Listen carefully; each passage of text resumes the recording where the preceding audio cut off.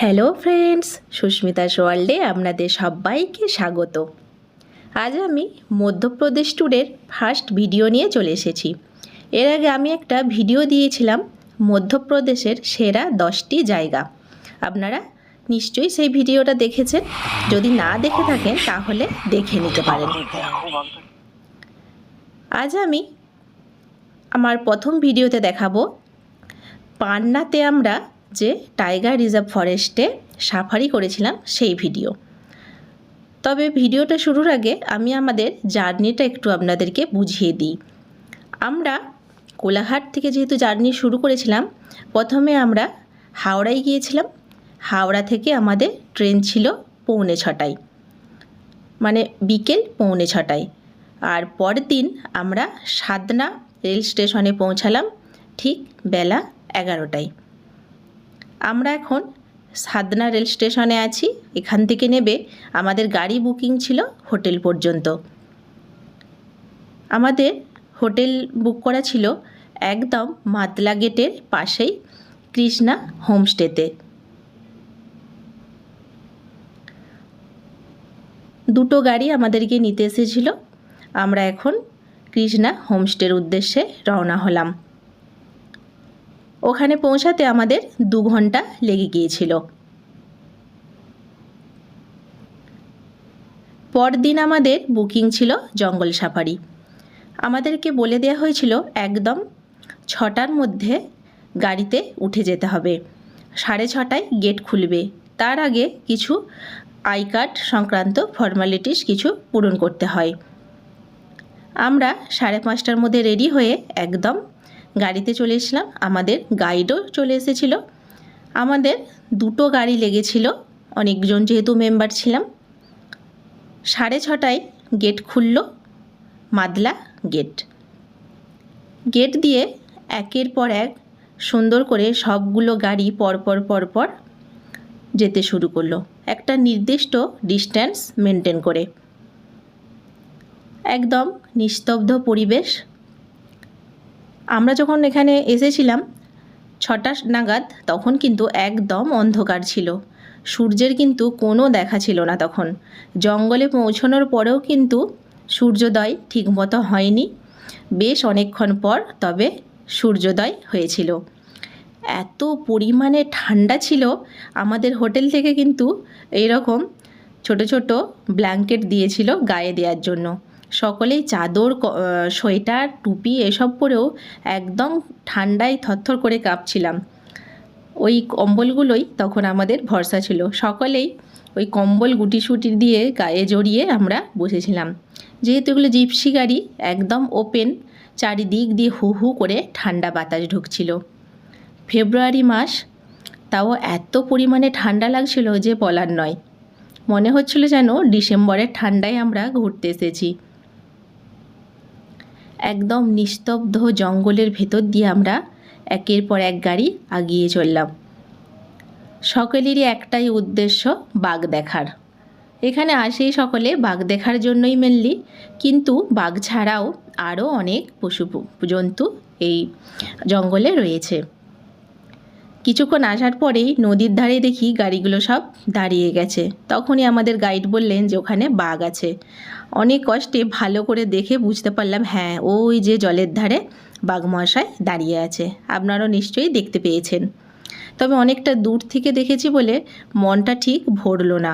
কিন্তু আমরা দাঁড়িয়ে থাকা সত্ত্বেও উনি কিন্তু ওপরে উঠে আসলেন না।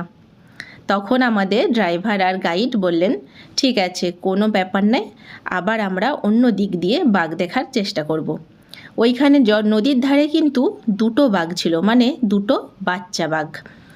দেখতে বেশ বড়ই লাগছিল। ওরা 1.5 বছরের করে হয়ে গেছে, কিন্তু মা আর বাবা বাঘের দেখা নেই। বাচ্চারা সাধারণত যেখানে থাকে মা বাঘও সেখানেই থাকা উচিত, কিন্তু মা বাঘ যখন ওখানে দেখা পেলাম না, তখন আমাদের গাইড বললেন যে আমরা অন্য রাস্তা দিয়ে গেলে মা বাঘের দেখা পেতে পারি।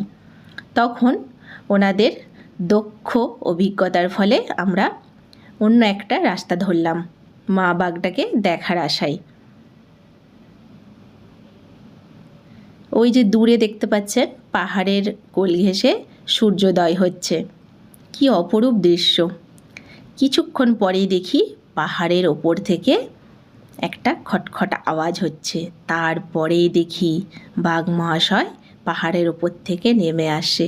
সে যে কী এক রোমাঞ্চকর অভিজ্ঞতা, ভাষায় বলে বোঝানো যাবে না।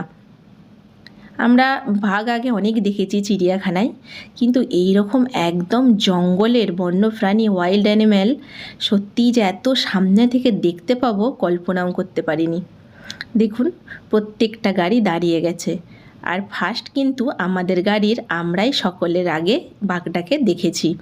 তারপর আস্তে আস্তে বেশ কয়েকটা গাড়ি চলে এসেছিল এবং সকলেই বাঘটাকে দেখল। এটা ছিল মা বাঘ। এত পরিমাণে খেয়েছে যে ঠিক করে হাঁটতে পারছে না, একদম আস্তে আস্তে ধীরে সুস্থে ওনার খেয়াল খুশি মতো উনি হেঁটে যাচ্ছেন। আর আমাদের গাড়িও একে একে আস্তে আস্তে ওনাকে দেখতে দেখতে এগিয়ে যাচ্ছে। সকলের মনে সে কি এক আনন্দ আর অপূর্ব এক অনুভূতি। বাঘটাও অবাক হয়ে আমাদেরকে দেখছে যে এতগুলো গাড়ি। তবে ওরাও দেখতে অভ্যস্ত, প্রত্যেক দিন কত কত মানুষ যে দেখে।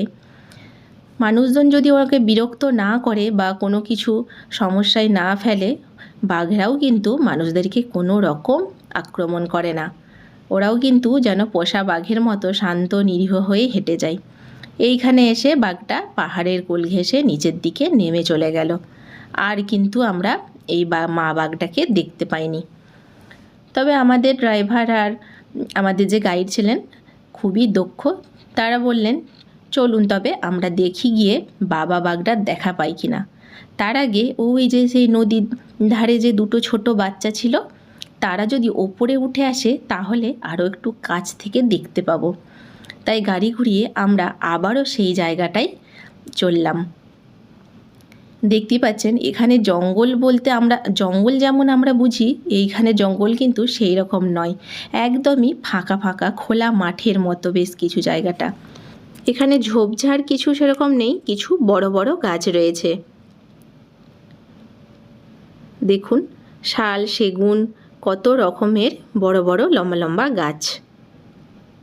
নিচের দিকটা কিন্তু একদমই ফাঁকা, পরিষ্কার। এখানে কিন্তু অনেক দূর পর্যন্ত নিচগুলো দেখা যায়। তাই কোনো যদি পশু প্রাণী থাকে নিচের দিকে, তা কিন্তু অনায়াসেই দেখা যেতে পারে। এই যে সেই জায়গাটা, এইখানে এসে দেখি দুটো গাড়ি দাঁড়িয়ে আছে। ওনারা বললেন যে এখানে বাঘের বাচ্চা দুটো এসে খেলা করছে। ওই যে দূরে দেখতে পাচ্ছেন একটা বাচ্চা বাঘ নিচে নামছে, ওই যে ঢালুটা বেয়ে নিচের দিকটায়। এই যে দেখতেই পাচ্ছেন একটা বাঘ লাফিয়ে চলে গেল ওপর দিকে, আর একটা ওইখানে কি একটা প্লাস্টিক মুখে নিয়ে টানাটানি করছিল। ওরাও কিন্তু পেট ভরে ওখানে বসে হরিণের মাংস খাচ্ছিল। মা বাঘটা কোনো কারণে হয়তো ওদেরকে এখানে রেখে একটু অন্য জায়গায় ঘুরতে বেরিয়েছে। ওই যে দূরে দেখতে পাচ্ছেন যে পাহাড়টা, ওই পাহাড়টার নাম হলো বিন্ধ্যাচল পর্বত। কি সুন্দর যে প্রাকৃতিক দৃশ্য, বলে বোঝানোর মতো নয়।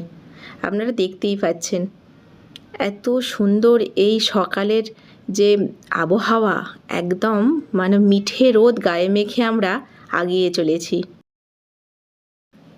কত যে হরিণ দেখেছি তার কোনো ঠিক নেই। এই যে গাছটা দেখছেন, এইটা হলো স্লথ বেয়ারের আঁচড়ে, নখের আঁচড়ের দাগ, মানে এই গাছেতে বিয়ার থাকে। কিন্তু আমাদের ভাগ্যটা অতটাও ভালো নয়, তাই আমরা ভালুকের দেখা পাইনি। ওরা খুব লাজুক প্রকৃতির হয়, সব সময় মানুষজনের কাছে আসতে চায় না। আচ্ছা, এবার আমি আমাদের গাড়ি পিছু কত টাকা পড়েছিল সেটাই বলে দেবো।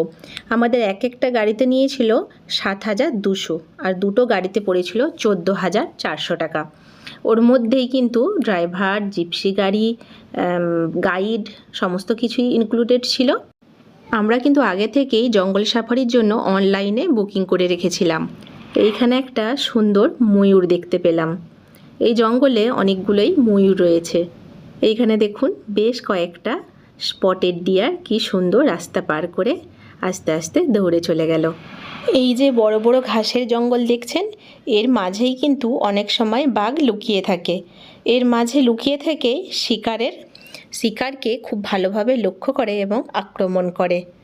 আমরা খুব ভালোভাবে নজর করেও বাঘের দেখা পেলাম না, হয়তো বা বাঘ ওর মধ্যে লুকিয়ে থেকে আমাদেরকে ঠিক খেয়াল করেছে।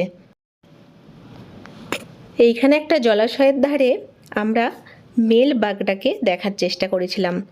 মানে আমাদের ড্রাইভার আর গাইড ওনারাই কিন্তু খবর পেয়েছিলেন একটা জলের ধারে মেল বাঘটা শুয়ে আছে, মানে যিনি জঙ্গলের রাজা। কিন্তু হলে কি হবে, এমন ঝোপঝাড় আর গাছপালায় ধারটা ঢাকা যে আমরা ভালো করে দেখতেই পেলাম না। আমরা আশা করেছিলাম যে তিনি যদি উঠে আসেন তাহলে দেখব, কিন্তু তিনি খাওয়া দাওয়া করে গভীর ঘুমে মগ্ন, আর ওনার উঠে এসে আমাদেরকে দেখা দেওয়ার কোনো ইচ্ছে ছিল না। তাই আমরা সেখানে অনেকক্ষণ অপেক্ষা করেও তার দেখা পেলাম না। এই যে এই গাছগুলো দেখছেন, এইগুলো কিন্তু সব কুলের গাছ। আমাদের এখানে যে টক মিষ্টি কুলগুলো হয় ঠিক সেই রকম, একদম গাছ ভর্তি, পাকা পাকা কুলে ভর্তি। কিন্তু কিছু করার নেই, এখানে স্ট্রিক্টলি নিষেধ আছে, কোনো গাছের হাত দেওয়া যাবে না বা কোনো কিছু পারা যাবে না। এখানে প্রচুর পরিমাণে বানর রয়েছে, তারাই কিন্তু এই কুলগুলো খায়। এখানে একটা ব্রেকফাস্ট জোন আছে, সমস্ত গাড়ি সেইখানে গিয়েই আমরা ব্রেকফাস্ট করে নিয়েছিলাম। হোটেল থেকেই ব্রেকফাস্ট গুছিয়ে দিয়েছিল। এই যে নদীর ধারে দেখছেন, ওই যে ওপরটায় একটা কুমিরকেও শুয়ে থাকতে দেখলাম। কুমিরটাও দেখা হয়ে গেল, মানে 16 কলাই পূর্ণ হয়ে গেল। এত কাছ থেকে বাঘ দেখলাম, এত হরিণ, এত সুন্দর পাখি, বানর, অনেক কিছু দেখে নিয়েছি এই জঙ্গলে। মানে মন ভরে এই পান্না জঙ্গলটাকে আমরা এনজয় করলাম। 11টা অবধি জঙ্গল সাফারি টাইম ছিল, আমরা এবার হোটেলে ফিরবো। আজকের ভিডিওটা কেমন লাগলো আমাকে অবশ্যই কমেন্ট করে জানাবেন, আর যদি ভালো লেগে থাকে তাহলে অবশ্যই লাইক করবেন। আমার চ্যানেলটিকে সাবস্ক্রাইব করে দিয়ে আমার পাশে থাকবেন। সকলেই ভালো থাকবেন, ধন্যবাদ।